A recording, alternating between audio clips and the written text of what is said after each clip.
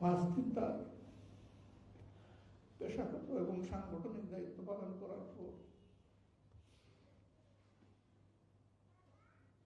2 দিন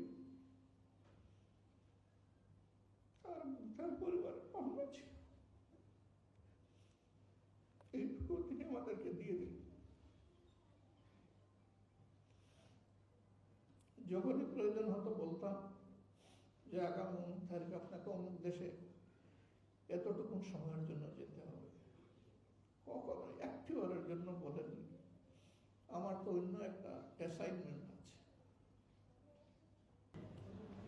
আল্লাহ তাবারক ওয়া তাআলা এই দুনিয়ার মানুষকে সর্বোচ্চ মর্যাদা দিয়ে পয়দা করেছেন মর্যাদাপূর্ণ দায়িত্ব পালনের জন্য। আল্লাহ তাআলা মানুষকে 2টা মৌলিক পরিচয় দিয়েছেন। মানুষ হচ্ছে আল্লাহর আবদ, মানুষ হচ্ছে আল্লাহর খলিফা। উবুদিয়তের মধ্য দিয়ে মানুষ আল্লাহর প্রতি তার চরম আনুগত্য প্রকাশ করবে। খেলাফতের দায়িত্ব আঞ্জাম দেওয়ার মাধ্যমে এই দুনিয়ার শৃঙ্খলা বিধান করবে। এই বিরল সম্মানটুকু আল্লাহ মানুষ ছাড়া আর কাউকে দান করেন নাই। এই জন্য মানুষ সম্পর্কে সূরা মুলকের এই 2টি আয়াত। কালামে হাকিমে মানুষ ছাড়াও বিভিন্ন সৃষ্টি সম্পর্কে আয়াত আছে। এই আয়াতটি specially designated for human being. আল্লাহ তাআলা এখানে স্মরণ করিয়ে দিয়ে বলছেন তিনি সেই মহান সত্তা যিনি তোমাদেরকে মৌত এবং হায়াতের নিয়ামত দান করেছেন যেন পরখ পরীক্ষা করতে পারেন তোমরা কতটুকু নিজেরা নেক আমল করো, আমলে সালেহ করো, হুসনে আমল করো। মনে রাখবা আল্লাহ তাআলার নিয়ামতের নাশকরি কিংবা বিদ্রোহ যারা করবে আল্লাহ তাদের ব্যাপারে অত্যন্ত কঠোর। দুনিয়ায় তারা অপমানিত লাঞ্ছিত, আখিরাতে তারা হবে বঞ্চিত আল্লাহর নিয়ামত, সমস্ত নিয়ামত থেকে। আর যারা ঈমান আনার পর নফসের দুকা কিংবা শয়তানের ওয়াসওয়াসায় আল্লাহ তাআলার অপছন্দের কোনো কাজ করে ফেলবে, এরপর পরই অনুতপ্ত হবে, তওবা করে আল্লাহর দিকে ফিরে আসবে, তারা তাদের মওলাকে ক্ষমাকারী হিসাবে পাবে। আল্লাহ যা বলেছেন সত্য বলেছেন। সম্মানিত ভাই বোনেরা, আজম ওবায়দুল্লাহ ভাই সম্পর্কে আজকে যারা কথা বলেছেন তিনি জীবিত থাকা অবস্থায় এই কথাগুলো আমার বিশ্বাস কেউ বলেনি। সে মানুষটাই ভালো মানুষ, শ্রেষ্ঠ মানুষ, যার আড়ালে আবদালে মানুষ তার ভালো কাজের কথা স্মরণ করে শ্রদ্ধার সাথে এবং তার জন্য অন্তরের ভিতর থেকে অন্তঃস্থল থেকে দোয়া করে।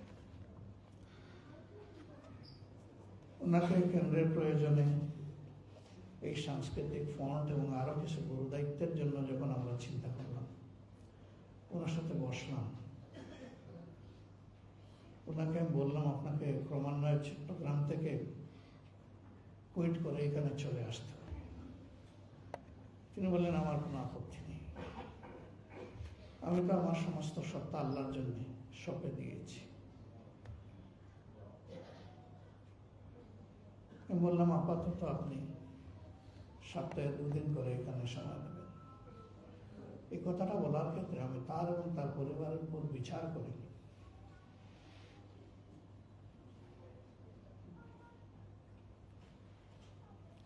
পাঁচ দিন তার পেশাগত এবং সাংগঠনিক দায়িত্ব পালন করার পর 2 দিন তার পরিবারের পাওনা ছিল, এইটুকু তিনি আমাদেরকে দিয়ে দিলেন। যখনই প্রয়োজন হতো বলতাম যে আগামী 19 তারিখ আপনাকে অমুক দেশে এতটুকু সময়ের জন্য যেতে হবে। কখনো একটিবারের জন্য বলেননি আমার তো অন্য একটা অ্যাসাইনমেন্ট আছে। কাবিলতু একমাত্র ব্যক্তি যাদেরকে আমি বিদেশে পাঠিয়েছি ফিরে এসে তার সফরের একটা ব্রিফ রিপোর্ট লিখিত আমাকে দিতেন।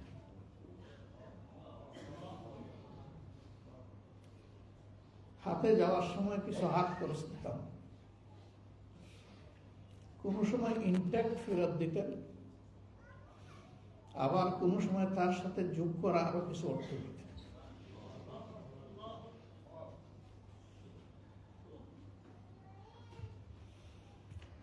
আমি জিজ্ঞেস করতাম যে আপনাকে দেওয়া হয়েছে তো বাকিটা করতে গিয়ে আসলো। বলতেন যে ওই সফরে কিছু মানুষ আমাকে গিফট করেছে।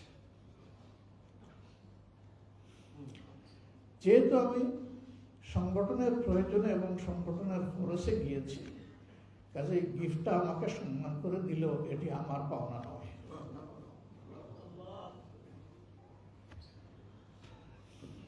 হে আল্লাহ,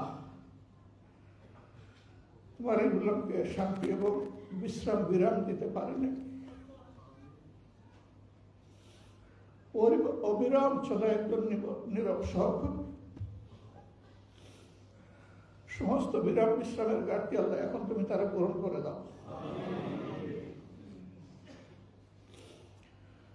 পরম প্রশান্তিতে এবং বিশ্রামে তাদের তুমি তোমার জান্নাতের বাগিচা এখন রাখো। হ্যাঁ, তার আপনজনেরা বঞ্চিত, কিন্তু তার এই ইনভেস্টমেন্ট শুধু তার জন্য নয়, এই ইনভেস্টমেন্ট পরিবারের সদস্য এবং আপনজনদের জন্য। এই অঙ্গরে কাজ করতেন। বেশিরভাগ সময় তিনি চট্টগ্রামে থাকতেন। আমি চট্টগ্রাম ওলাদেরকে বলেছিলাম এই মানুষটার উপরে চাপ হচ্ছে, তোমরা ছেড়ে দাও, তিনি চলে আসুক তার পরিবার সহ। তারা ছাড়লো না, আমাদের এটা লাগবে, ওটা লাগবে, ওটা লাগবে, যার কারণে চাপটা আরো বেশি হয়েছে। চট্টগ্রামে থাকা অবস্থায় এই অঙ্গনের সাধারণ একজন সংস্কৃতি কর্মী, একজন শিল্পী, একজন সাহিত্যিক, একজন কবি, একজন প্রবন্ধকার হয়তো অসুস্থ হয়েছে।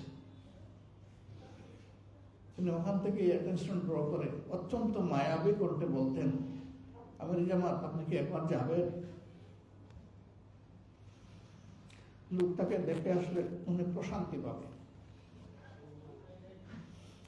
আমার মতো মনে হতো তিনি যেখানেই থাকেন তিনি তার সহকর্মীদেরকে পুরোপুরি তার অন্তরের বিছানায় ধরে রাখতেন। আমরাও দায়িত্ব পালন করি। আমি তো পারি না এরকম,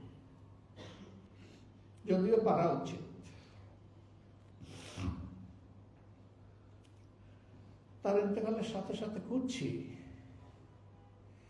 এই জায়গায় এখন কার উপর চাপ দেব, পাচ্ছি না, এখনো পাইনি।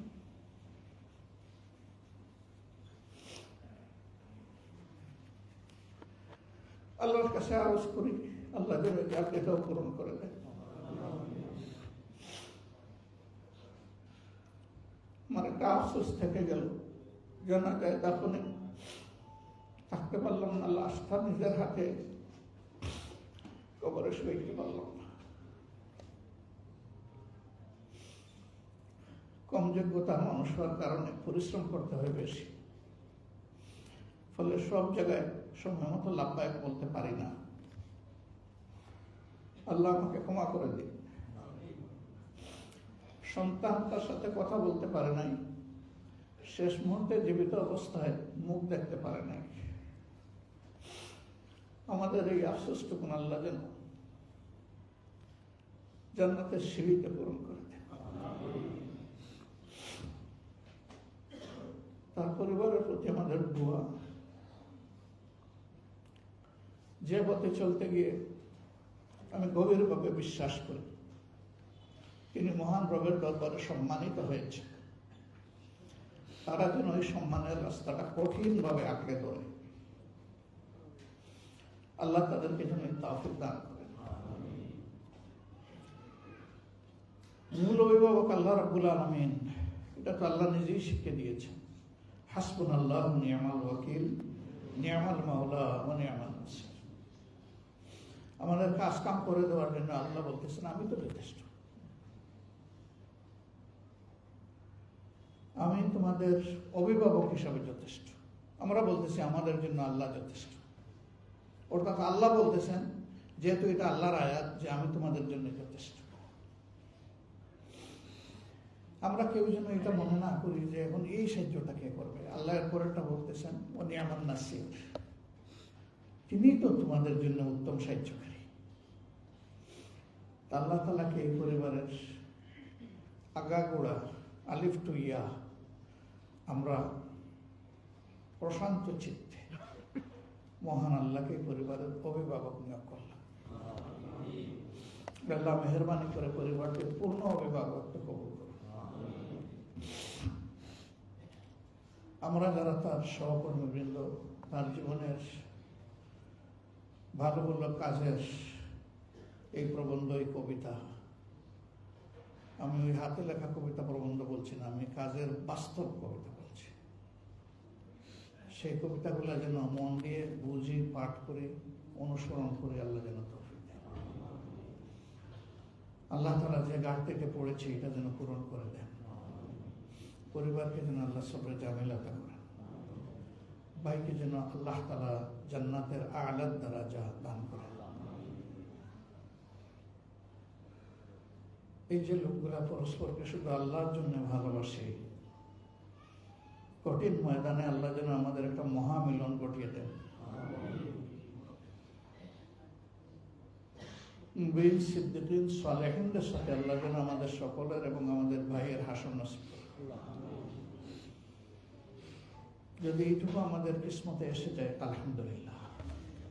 আলহামদুলিল্লাহ, আল্লাহ জাহান্নাম থেকে আমাদেরকে মুক্তি দিয়ে দেবেন।